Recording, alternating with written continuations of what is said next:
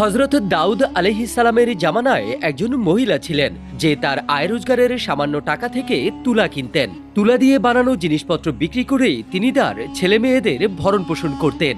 একদিন তিনি বাড়িতে বসেই তুলা কাটছিলেন। হঠাৎ করে একটা কাক আসলো আর কিছু তুলা নিয়ে উড়ে গেল।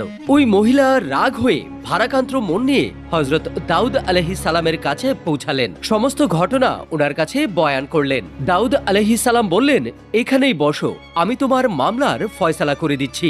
ওই সময় কিছু মানুষ নৌকা দিয়ে দরিয়া পার হচ্ছিলেন। আচমকাই তাদের নৌকায় ছোট ছিদ্র হয়ে যায়। আস্তে আস্তে নৌকার ভিতরে পানি জমে ডুবে যাওয়ার পরিক্রম। কোনো উপায় না দেখে আল্লাহর কাছে ফরিয়াদ করলো, আল্লাহ, যদি আমরা বেঁচে যাই তাহলে কোনো এক ফকিরকে 1000 দিনার দান করব।